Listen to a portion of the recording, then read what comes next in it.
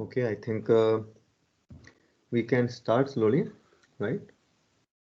And I think within 1 or 2 minutes, others will also join. Hmm. So in last class, we are discussing about this inverter with resistive load, right? And how the structure was there. This inverter with resistive load is pretty simple, right? One NMOS on top of it as a load. We have used one resistor, right? And we have also find out in the last class that its voltage transfer characteristics or VTC will look something like this, right? Because it is this is an inverter, right? And we have also seen the important points. For example, this VOH dash, VOH, VOL, VOL dash, VIL, VTH, VIH, right? All these points, right? And we have also seen how to extract these points, right? Analytically, right? From using the MOSFET equations, right? How to find these points. So if that part is clear to you, then we can actually move ahead and we can at the last actually we have also seen that if you change this transistor or this load, so basically if you change this Kn into R, this term, then you are going to get some group of curves in terms of VTC, right? And we have also seen for if you want this type of black curve, right, which is quite close to that of this ideal VTC of an inverter, then you have to make this Kn into R very, very high, right? That we have also seen. And that is what we are expecting to do it, right? We want a characteristic something like this. And here, if you remember if you remember that we have discussed this VOH dash, this point is, this value is nothing but the equal to this supply voltage here, right? However, the VOL dash, that is not equal to 0, right? So what is the point? Means why we want it to be close to that 0? If it is not close to 0, then you know one of the point is that the noise margin will be affected, right? If the value is non-zero, if the value is higher than 0, right? So to make that is one of the issue that will happen in terms of noise margin. So we want it to be like this black, right? Now, what is this Kn? Kn, you know, it is mu n Cox into W by L. So mu n Cox, if you say for a particular processing technology, if that is constant, then this Kn is basically proportional to W by L, isn't it? Kn is proportional to W by L, right? So this W by L is a parameter of this transistor which you can vary, right? Mu and Cox, it is constant for a particular process. And the other thing is this R, the value of this resistor. This value also you can vary. So if you have to get very high value of Kn into R, then either you have to make Kn value very high or R.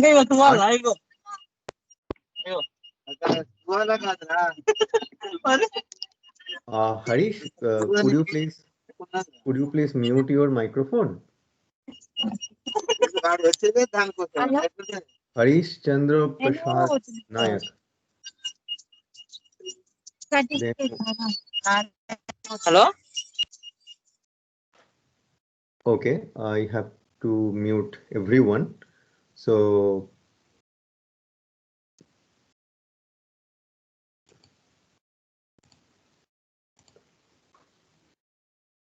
one minute. Yeah. So if you have any question, you can unmute yourself and you can ask, right? Yeah. So to make or to get the characteristics very close to this that of this black one, we have to make either Kn value very high or the value of R very high, right? Now we have to see individually what we should do. Should we make this Kn value very high or what is the effect? right? Making Kn very high or making the value of R very high. Okay, so maybe we can go to the next page and discuss that, right? So we have a transistor.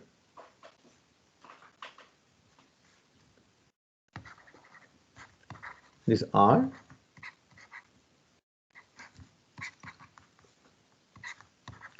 this is V, this is VDD,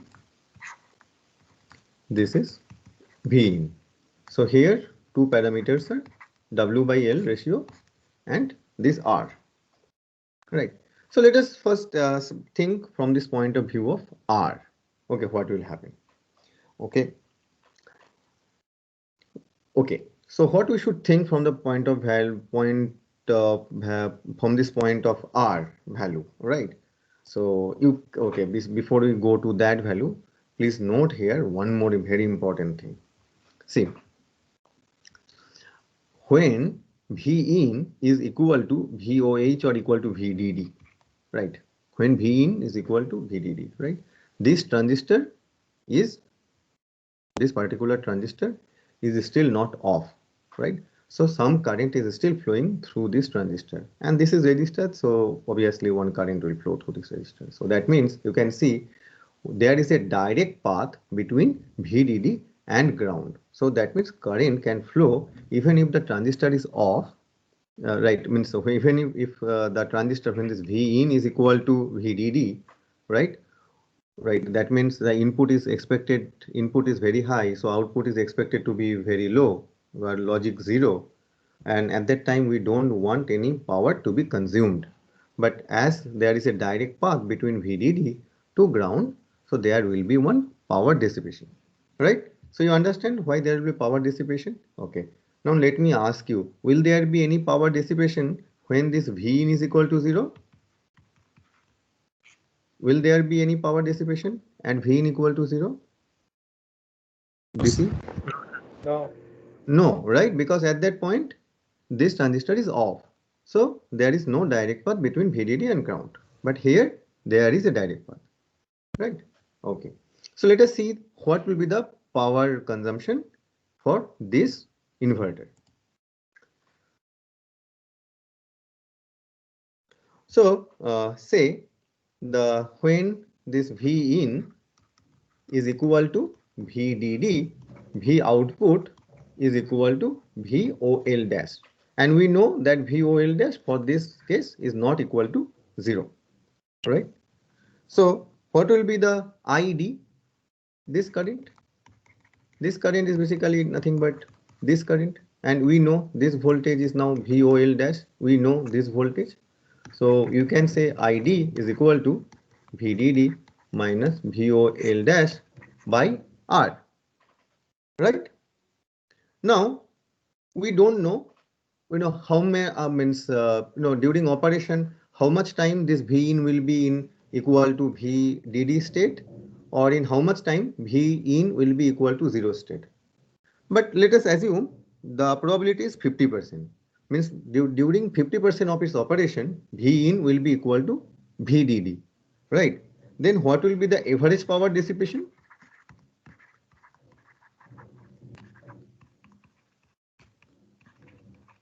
What will be this average power dissipation? Obviously, I'm calculating the DC. Then it is this VDD into the current. So, but there is an 50% probability, so it will be VDD by 2 into VDD minus VOL dash by R. This is a very simple calculation, right? But I just I just want you to understand one thing from here. See that the power dissipation is proportional to 1 by R. That means if you make R value very high, then the power dissipation is expected to be lower, right? Or in other words, if you say if you make this resistance value very low, then the power dissipation will go up, right? Okay. Now what we have seen in the last page, here we have seen this Kn into R means basically WL into R. The same thing we can write in this form, WL into R has to be very high, as high as possible. So that makes sense, right? We are also seeing that this R value is expected to be as high as possible, right? From this power distribution point as well. But there is an issue. What is the issue? Okay, the issue is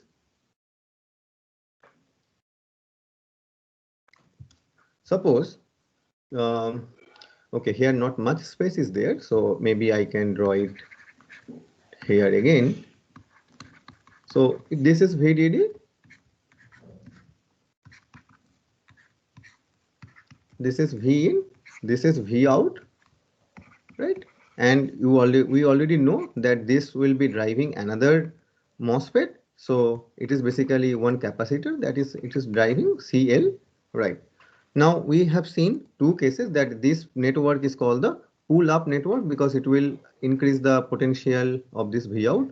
So think about it, when it will charge, if this R value has to be very, very high, then the charging time will be also very high, isn't it? Because it is R into C, that time constant. However, if we are keeping W by L that to be constant for this transistor, then the discharging time, right, for this will be remain the same. So that means for this inverter, the charging time and the discharging time will not be equal, and that will affect the symmetry of its switching characteristics.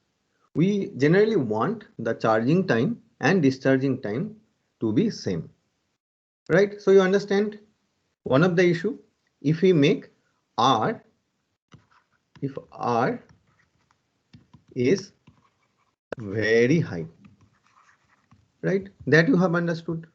So that issue is this one, asymmetrical switching characteristics.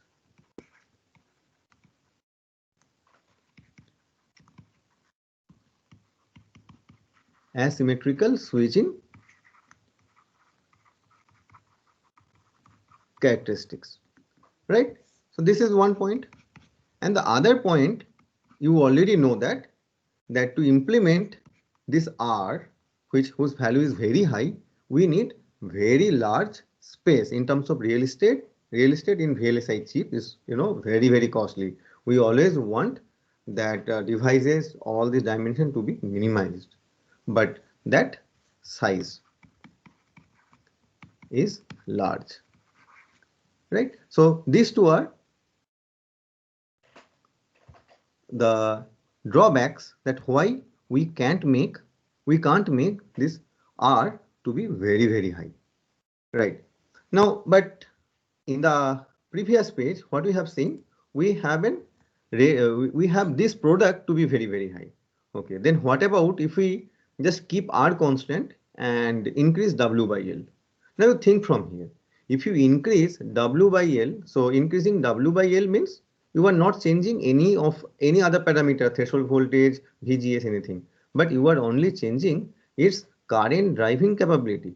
More the W by L, more will be the current conducting capability. So that means when VDD equal to V in, means whatever was the current that was flowing when V in equal to VDD, but if you make W by L higher, that current will eventually increase, right? So that will eventually increase the drop.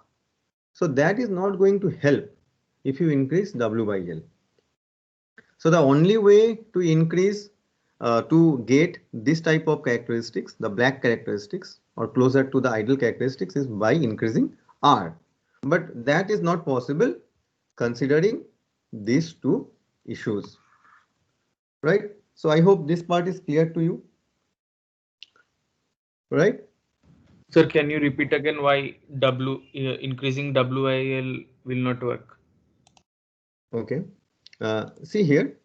Suppose W by L, okay, you think about the transistor current equation. This is proportional to W by L, right? Other terms are constant, so I am not writing it, right? Okay. So suppose you have a transistor whose this W by L is less. Now you make another transistor whose W by L is high. Okay, this is low. Now, if all these gate voltages, drain voltages are same, then can you compare these two value? ID and ID dash. ID dash is greater, yes. Yeah, so that's what I'm saying. If ID dash is greater, then obviously power dissipation will also be more. Right, because here you don't want any current to be flowing, right? But if you increase W by L, current will be more. Okay. Yes, sir. So, okay, fine. So, yeah. So regarding this point, right, size would be large. Okay, from if this R value is quite high. So let us try to understand it little bit in bit more detail why the size will be large and how to actually quantify the size in an in an VLSI chip. Okay, so that will be helpful for us in visualizing or while making the layout of a particular circuit. Right. So if we say that the chip area of this resistive load inverter, which we have just now discussed. So area means here chip area in this chip particularly we have the transistors, right? We also have these resistors, right? So what about the area of a transistor? So area of a transistor is nothing but W into L, isn't it? W into L is the area of a transistor.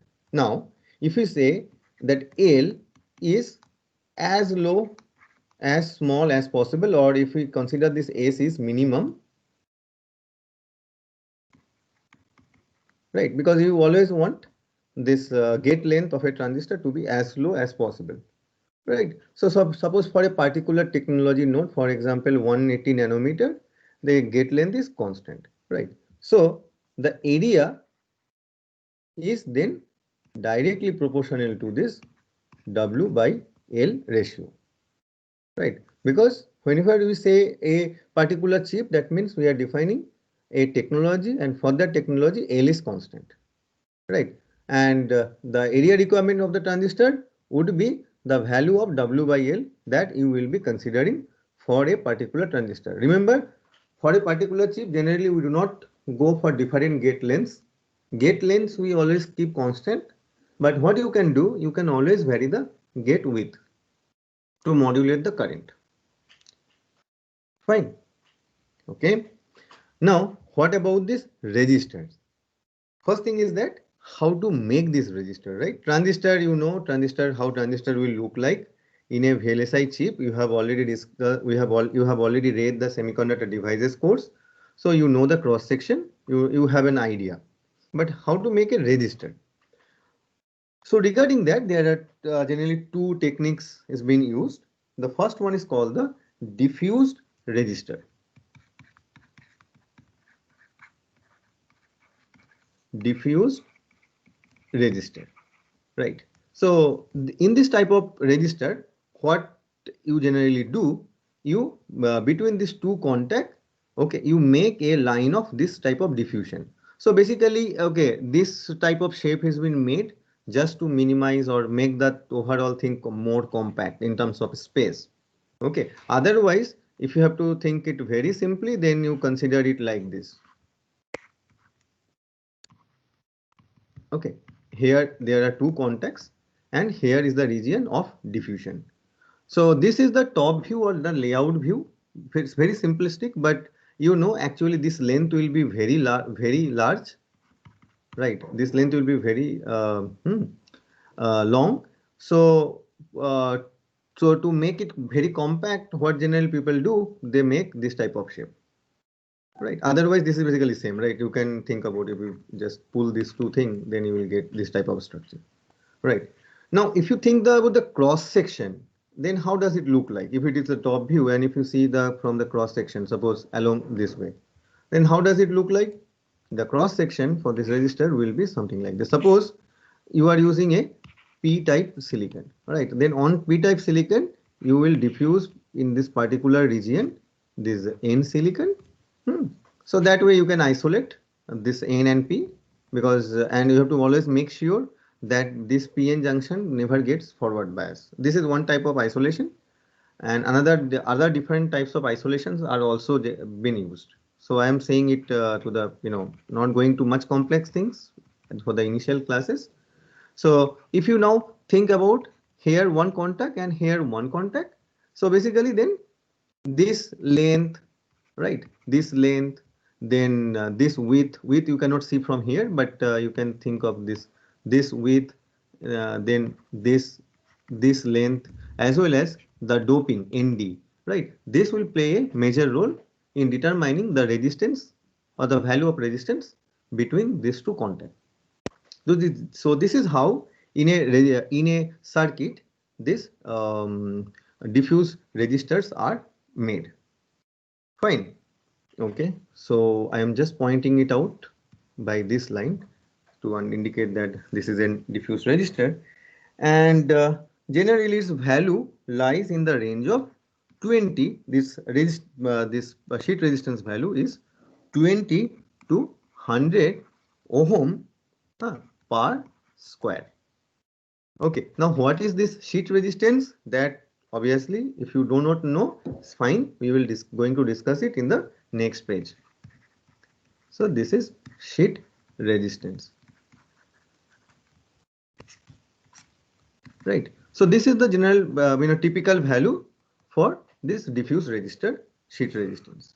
So what is the implication of this, and how you can how these values are useful to understand what would be the length, all these things we will take on small numerical problem to see. Okay, see this in more detail. Now this is the first type. The second type of resistors that also been used in VLSI circuit are these polysilicon resistors.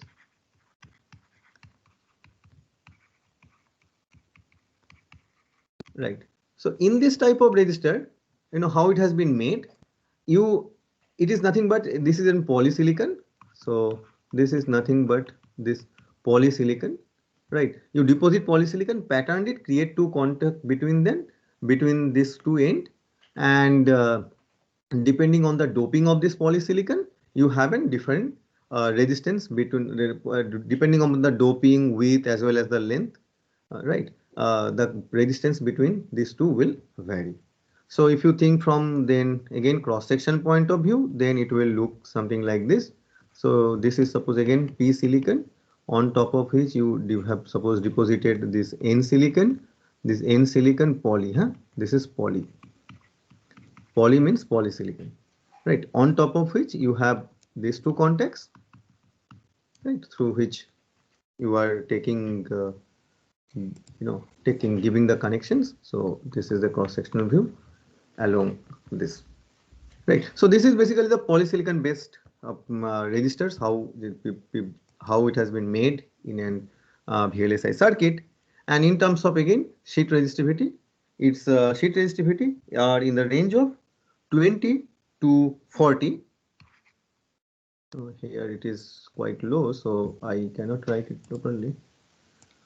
1 minute.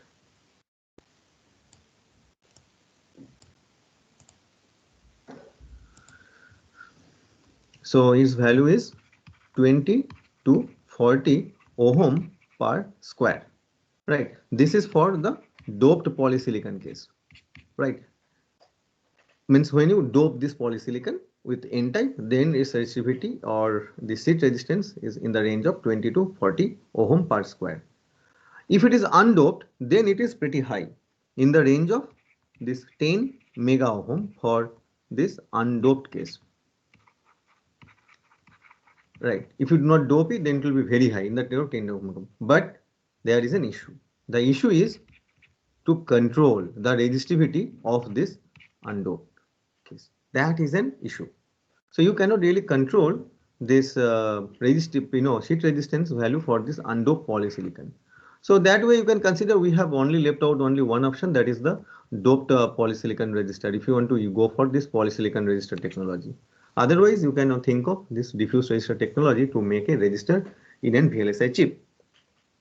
Fine. Okay. Then let us see let's try to understand the concept of this sheet resistance, because it might be new to you. So what the sheet resistance does is that the sheet resistance is a measure of resistance of thin films that are normally uniform in thickness. For example, consider that this is a thin film, right? And this thin film has an uniform thickness T, length is L, and the current flowing is from here to here. This is the width, right? So if you now have to say that if this is a thin film and we want to find what is the resistance of this thin film, then how do you find it? It's very simple. You say that R is equal to rho L by A, right? Now what is this A? A is nothing but the cross-sectional area of this, right? This is actually that A, right? So we can write it this A as this W into T, right? Okay.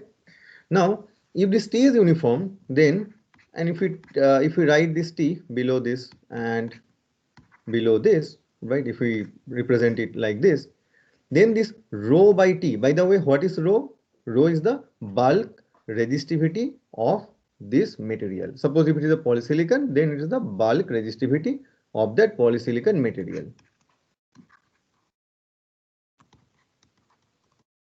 Resistivity, right? Length, width, this is thickness, and this is being represented. So this R is Rs into L by W, where this Rs is that sheet resistance, right? Okay. Now see here, why generally we use this RS and why its unit is that ohm per square. Okay. Now let us consider one. Let us see from the top view of this. Okay. So now we are seeing this top view. Okay, of this, and then probably it will look something like this, right? Okay, and say this is this part was L and this part is W, right? Okay, if this L is equal to W, then it's basically a square.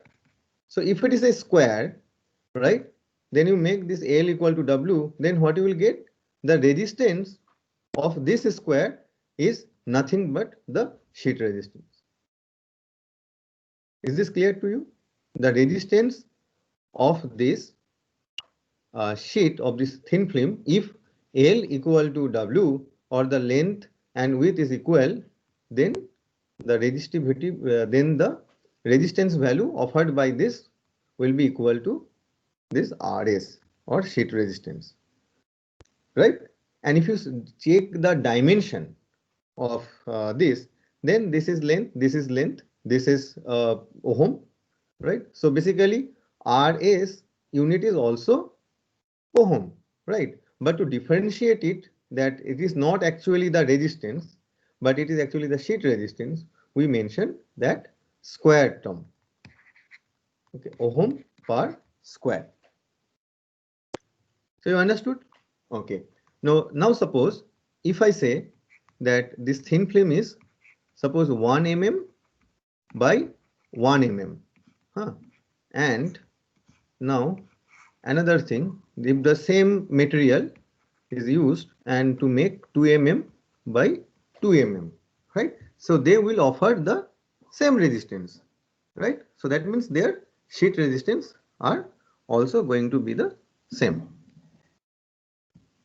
Fine. So I hope you understood why this unit is coming like this. Okay. Now, if it is a polysilicon based, or if you suppose a diffuse resistor based, diffuse resistor we have already discussed in the last page. So which looks something like this, right?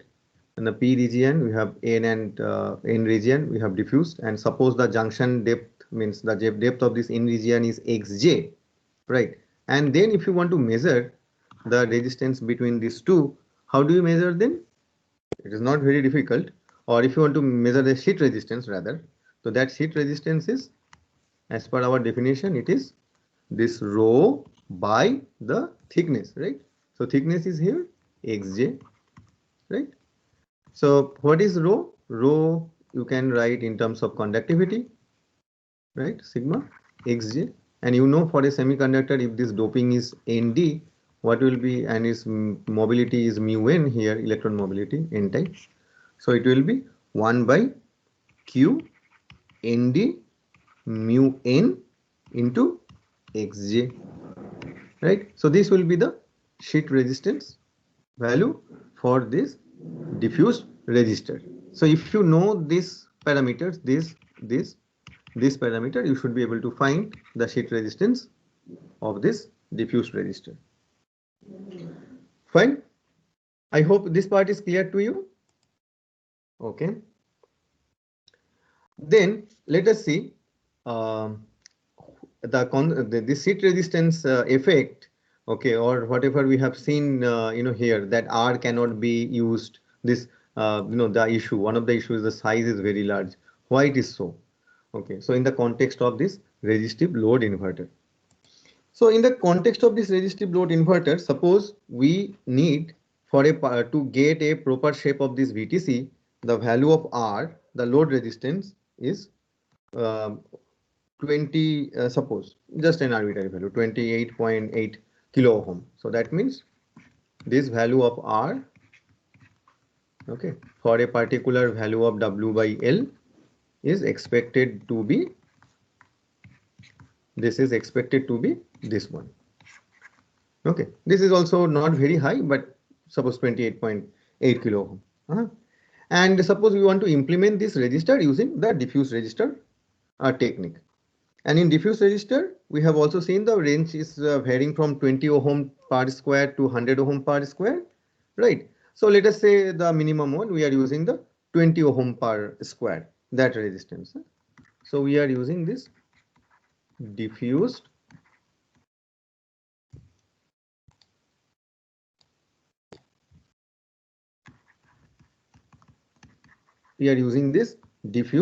resistor sheet resistance, right? We are using this diffuse resistor whose sheet resistance is 20 ohm per square. Fine. Okay.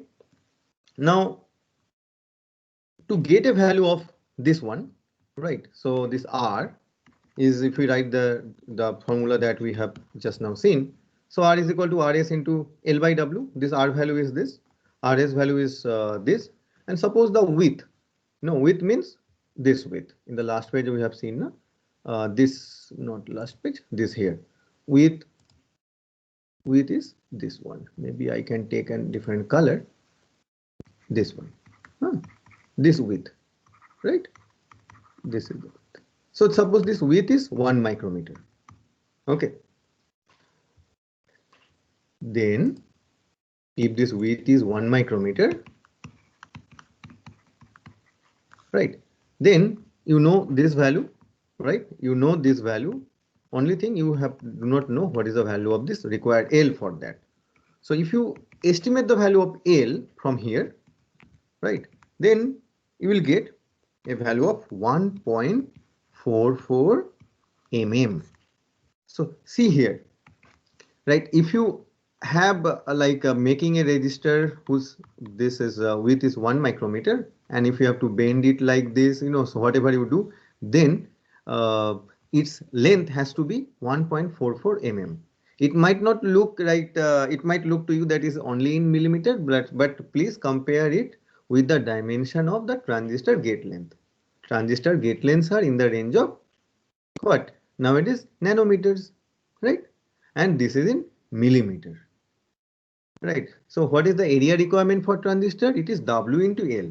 So suppose W into L ratio is 1, suppose, then it is still the area is in the range of nanometer, right? But area is nanometer. But for this resistor, what will be the area that you can think, means whatever layout you want to make, but it will be pretty high because the length is required length is pretty high, right, for that resistor. So that was the reason why generally we try to avoid making this resistor in a VLSI circuit until and unless it is really necessary. Okay. So in the next scheme, okay, of in making an inverter or designing an inverter, that will be okay for that will be one of our effort to eliminate this resistor by using a transistor, because you know transistor takes always needs much less space to fabricate, right? So here in the next, from the next page onwards, we will try to replace this R with transistor, right? Okay, so that brings us to here, this NMOS inverter with enhancement load, right? Now I believe you still remember what this enhancement load is, because at least I remember in our earlier introduction to electronics class we have discussed about this enhancement load. So if you have forgotten, it's fine, just a quick recap of that. So this is one NMOS, right? And if suppose this is drain, this is gate, this is source, and this is gate, if you short this gate and drain, right? If you short this gate and drain, then basically here what is happening, you are making VGS, gate to source voltage, is equal to VDS, drain to source voltage. That is what you are making, right? So if this condition, obviously this condition, this is has to be, this is happening, for at any voltage of VG, any voltage of VS, this is happening, right? Okay, so that means that the transistor, this transistor is always in saturation,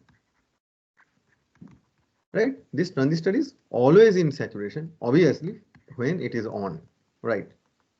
Okay, if it is not on, then no, then cut off, then you cannot say that it is in saturation. But yeah, if this transistor is on, then this transistor is always in saturation. Okay, now if a transistor is in saturation, then you know which expression to follow. Yes, ID is proportional to VGS minus VTH squared, right?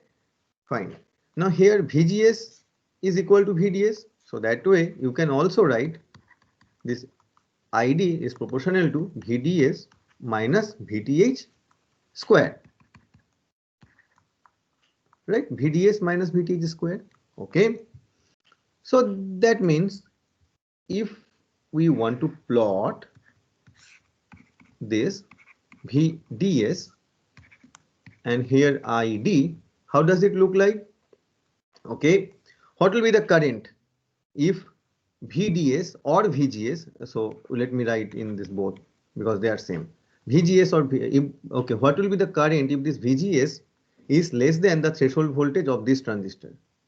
So the threshold voltage of this transistor, suppose VTH. Okay, so when this VGS is below VTH, then there is no current, right? And when VGS or VDS is above VTH, then the transistor is operating in saturation. So you see the relation, it will be a parabola, right? So that way you see this will be in parabola. So you see the relation or the IV characteristics for this type of configuration of a transistor. Here it is basically it is not anymore a 3-terminal device. It's basically becoming a 2-terminal device if you consider these 2 terminals, one is here and the other one is here, right?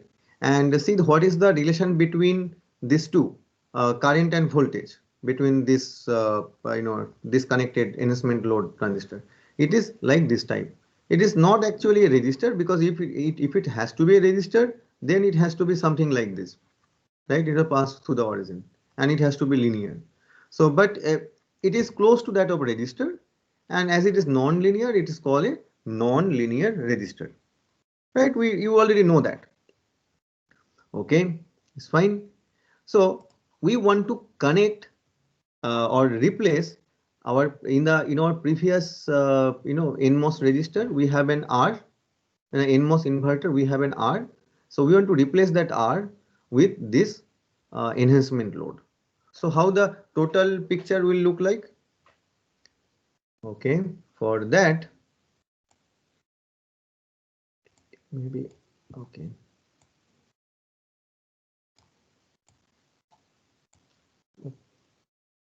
Just a minute. Why this is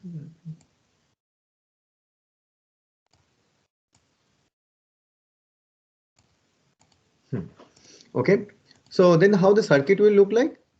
Circuit will be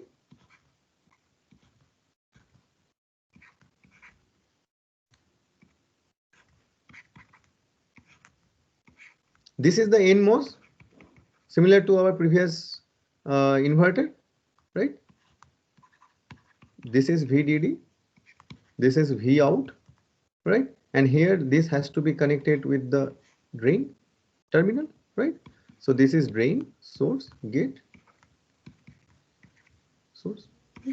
This is the VGS, right? So what we have done here is that we have just replaced the resistor with this transistor. What is the implication of that? Okay, we will discuss that.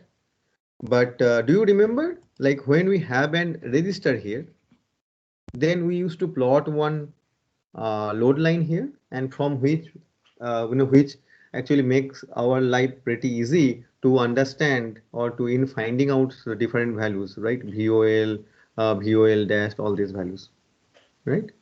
But here, how you will draw the load line for this inverter? Okay, so what is the first thing for drawing the load line? That you have to draw the this output characteristics of this transistor, which is below. And as this transistor, okay, before I say this, okay, see this transistor we had, this is the just replacement of this R. R was the load in earlier case. So this is called the load, okay, or the load transistor, and it was driving. So this is the driver transistor, right?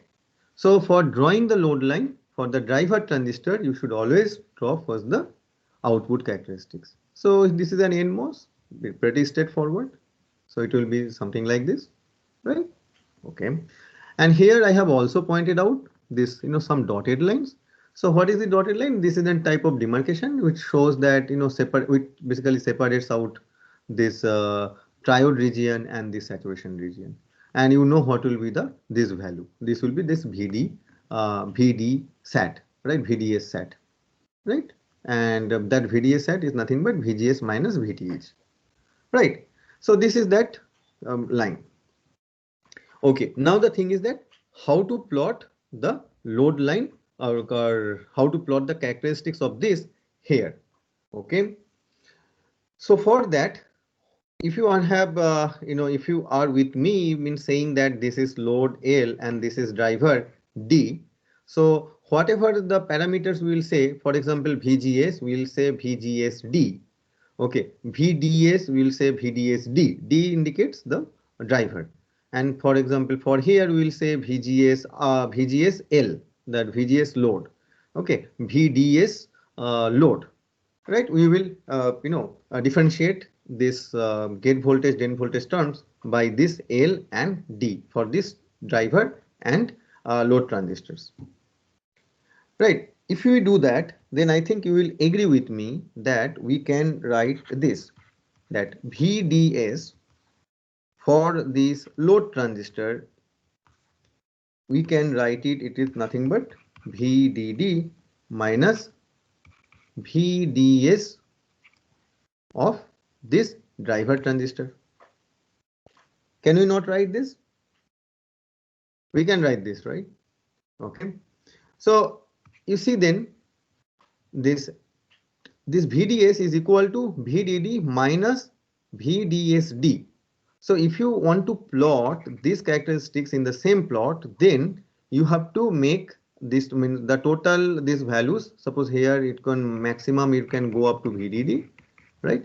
So you have to for each point, for each point of this x-axis, you have to minus from this VDD, right? I hope you are getting my point, what I am saying. So from this is the VDD point. So from VDD, you have to just, this will be just type of reverse here, it will come. So from VDD, we are now decreasing. So basically we are increasing here. So we have to be increasing from this side, basically we are decreasing it.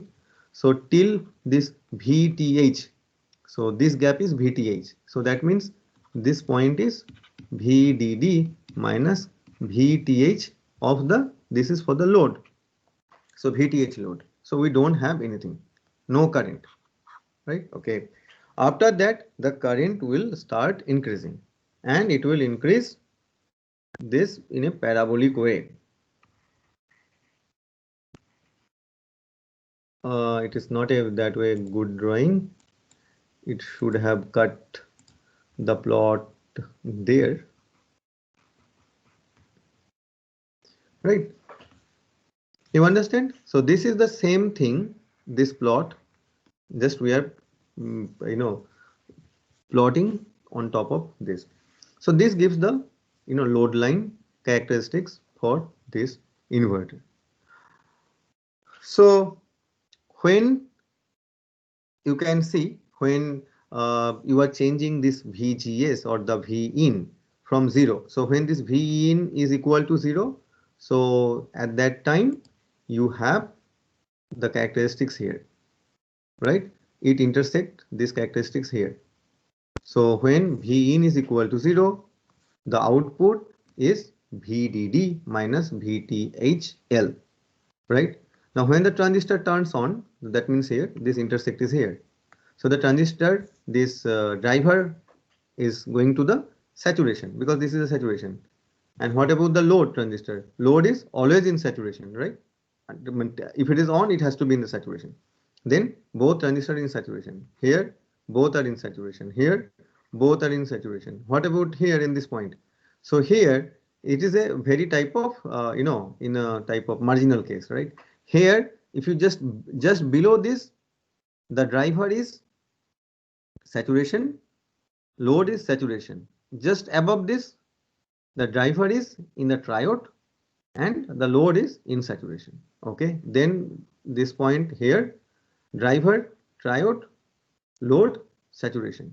Here same, right? So if you now know what is the transistor equation that you already know, then you should be able to find, okay, what the VTC or how the VTC will look like for this NMOS inverter. So if we do that quickly, okay, let us try to first find what would be the value of this point, right, that we have said, like when this V in is equal to 0, right? When this V in is equal to 0, output is expected to be VOH dash, right? Then let us first find what will be the value of this VOH dash. Okay, so for that I think we need this this diagram again. So I will try to copy this.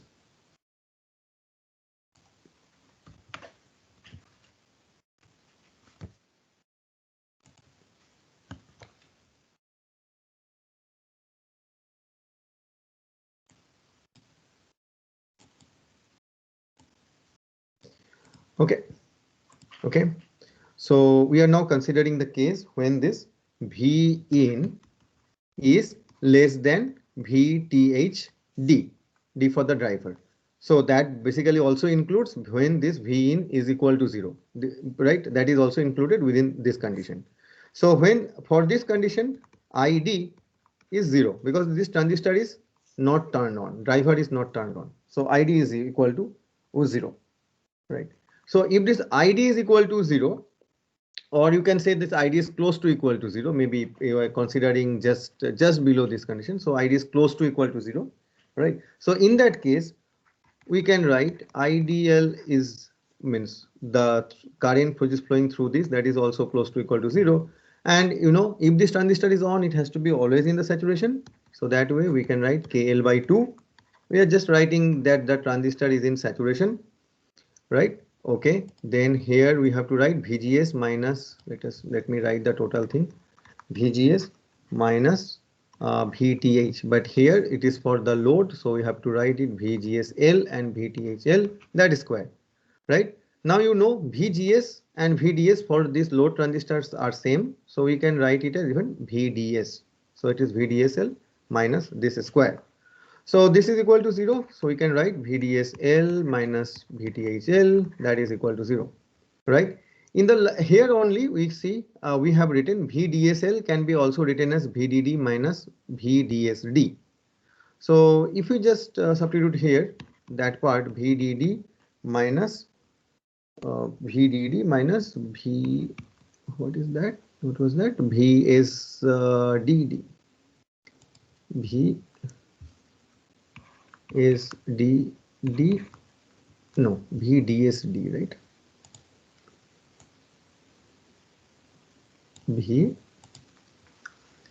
VDSD, right? We are just substituting by this that we have seen in the last page, right? Okay. Now what is this output? Output is nothing but this VDSD, right? VDS diver is nothing but this output. So this is output.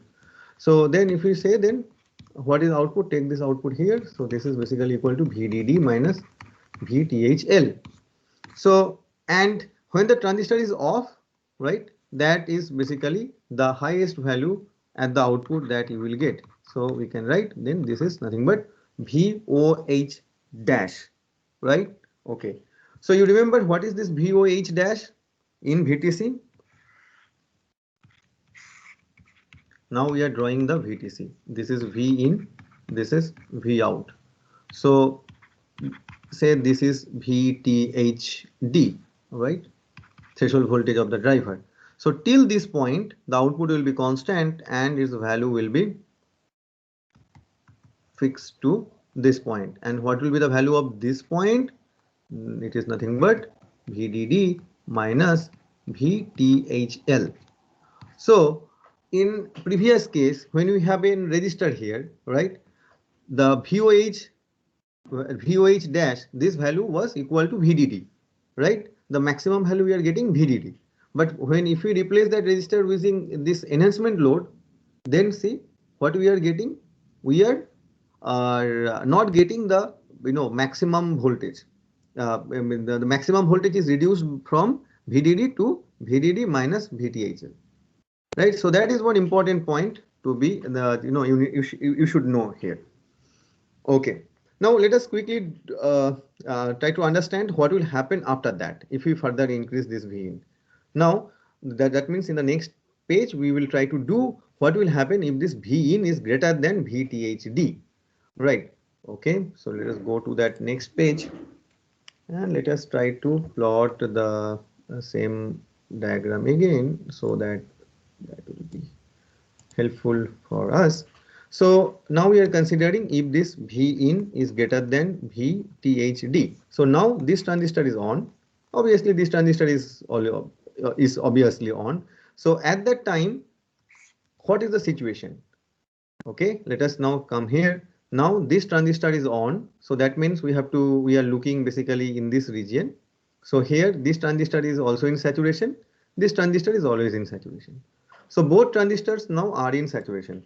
So okay, maybe I will write it quickly. Both transistors are in saturation, right? Okay, then let us quickly write the expressions for that. VTHD, that is square, equal to this KD for the driver, KL for the load. VGSL minus VTHL, that is square, right? Okay, so no issue in that. Now what is this VGSD? VGS driver is nothing but the V input. So you know this is nothing but V input. What is VGSL for the load? It is nothing but VDS, right? So let us write it as this VDSL. Now what is VDSL? VDSL is nothing but VDD minus V out, right? So this can be replaced with this can be replaced with this, right?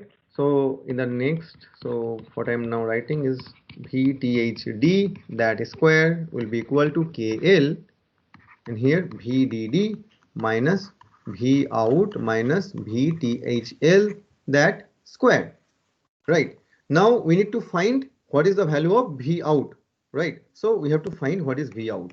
So let us find that V out. Now it is not difficult. So V out is nothing but VDD minus VTNL minus root over of KD by KL into V in minus VTND, right? Okay. Now you see this equation. When this V in is greater than VTH, right, means when both transistors are in saturation, then the output voltage is equal to VDD minus VTL. These are constant. This is the input voltage. So output voltage is changing linearly with the input voltage. What type of change? Increase or decrease? Obviously decreasing, because V out is this minus of the proportional to minus of this V in, right? It is getting decreased, like, substituted from here, right? So in this region, with increase in V in, V output will linearly decrease, right? Okay. So let us go to the previous page where we have started drawing the VTC for this.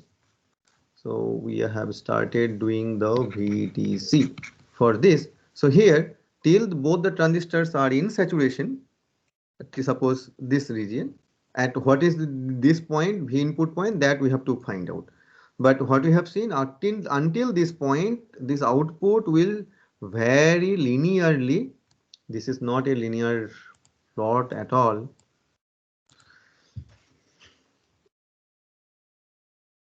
Oh, again, it is not a linear one I wanted to do, but okay, this is the last try. If it is not linear, then please excuse me.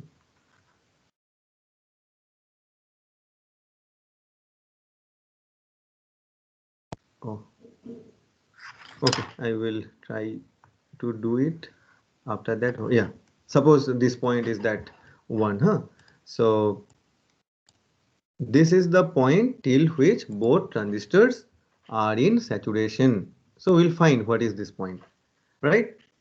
Okay, but what will be this point from this previous plot? I think it is quite clear to, it should be to you, that is, this will be this point, right? This point, because here only from till here till here, from here till here, both transistors are in saturation. If you go beyond this, then this driver will be in the triode region. So I think you can find it out, right? How, like, what will be the value of this point? Can you not find out?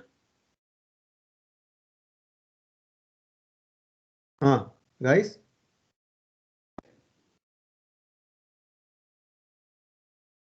Yeah, are you able to hear me? Yes, sir. Okay, so can you find, means, can you find this value?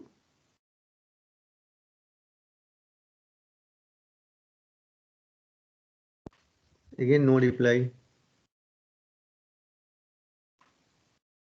Remember, reply should be at least yes or no. We can find, we cannot find.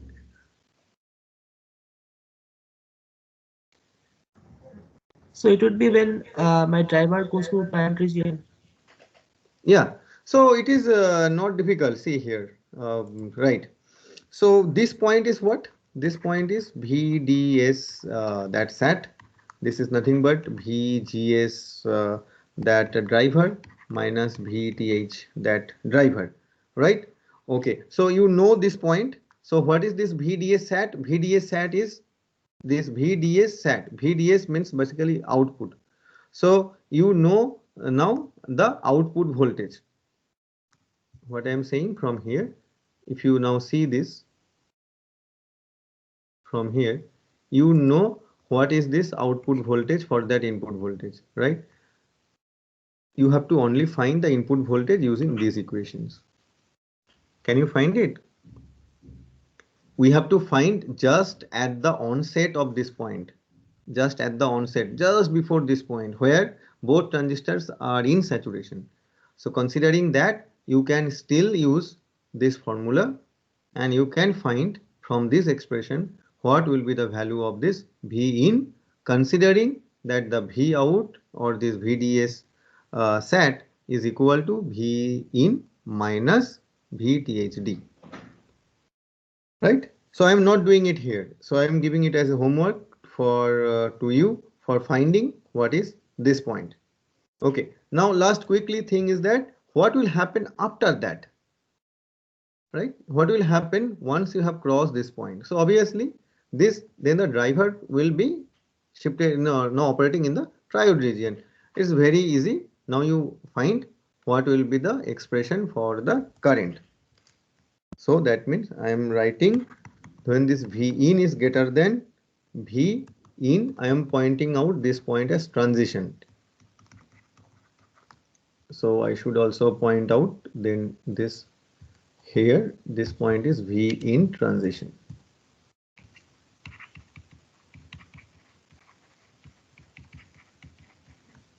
You find it out. What will be the value of this? So if this V in is greater than this V in transitions, then driver is in triode region and load is on, so it has to be in the saturation region. Right, now use, write the same formula for this driver. It is VGSD minus VTHD into VTSD minus VDSD square by 2. This will be equal to KL by 2 VDSL minus VTNL square. Right, now just substitute just replace these terms by the terms we know. For example, this is nothing but V in, this is VTHD, this is nothing but this V out, this is nothing but this V out square by 2, this is KL by 2, this is VDSL can be written as VDD minus V out minus VTNL, that square. Now you try to observe the relation between V output and this V input, right? V output and V input. So obviously the relation between V output and V input, that is non-linear, right?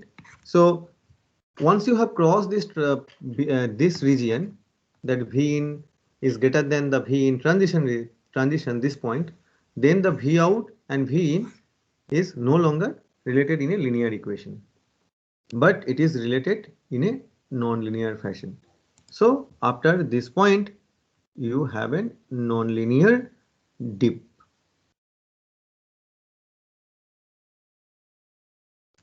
like this, right? Oh, this also disappeared.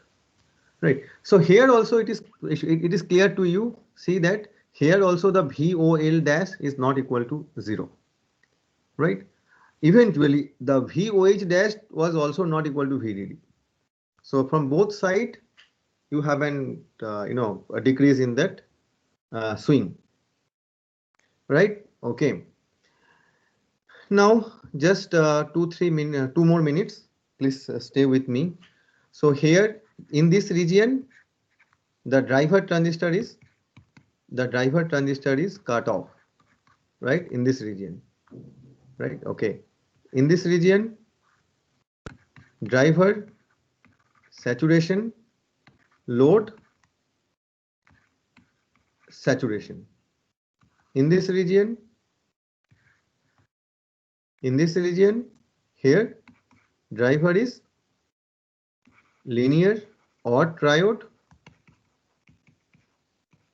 and here load is still in the saturation region till this point, till it is VTHL, because after VTHL this transistor, the load transistor will cannot turn on, right? It will be off. Okay, so you see that in this region there will be no direct path between VDD and ground, so no direct power dissipation, as well as beyond this region there will be also no power dissipation. So I must write it as VDD minus VTHL, right? Because I am considering VTHL from this VDD this side, so it should be actually VDD minus VTHL is absolute value, right? If you can see starting from here 0. So here there is no static power dissipation, here no static power dissipation, but in between, in this region, even just below this region, there will be static power dissipation due to the leakage current, right? So that way it also cannot solve the issue of leakage current. Then one more thing is that in resistive load we have seen that there was an issue that VOL dash was not equal to 0. That problem is still persist here. But at the same time there is another issue, VOH dash is not equal to the VDD. But what we are able to solve is that the requirement of this large register or the large space that we are able to minimize. So that is the advantage of that. Just one last point is that for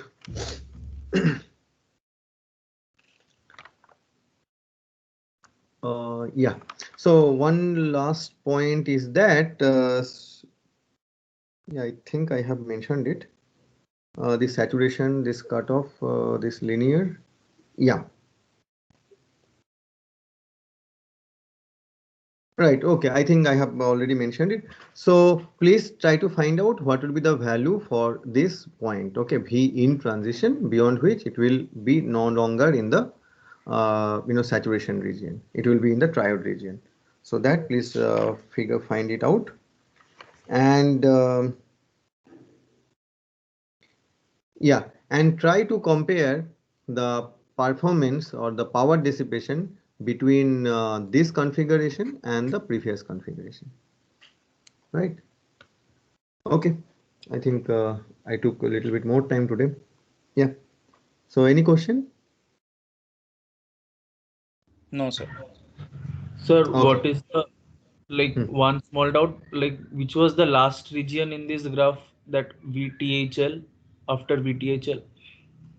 VTHL, you say what will be this region? This transistor is no longer off, right? I mean, this transistor is no longer on, right? This transistor is off.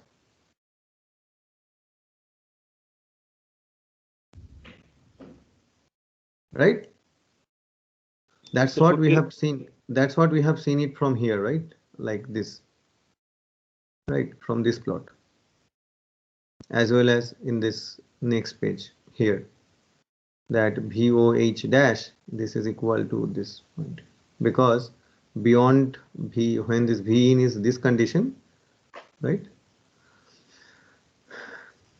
This transistor is off and this cannot conduct, means, oh no, not this one. So you can understand from it from very easily from here, right? See, when this V out is decreasing, right? V out is continuously falling, right? As we are going from this point to this point, right?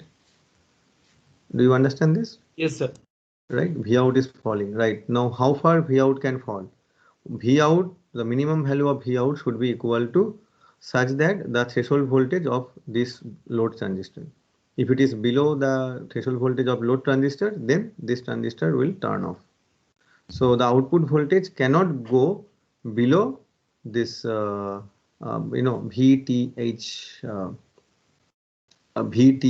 load value, right? That's what actually we have shown it here, that the output voltage maximum it will be VDD minus VTHL load. Yes, sir, got it. Thank you. Okay then. So in tomorrow's class we will then start from the another take so we have seen that this is not very good way to make replace this resistance, right? Because we are encountering several difficulties. So we'll see that what we can do so that these issues what we have encountered, at least some of them we can bypass or we can overcome. Okay then.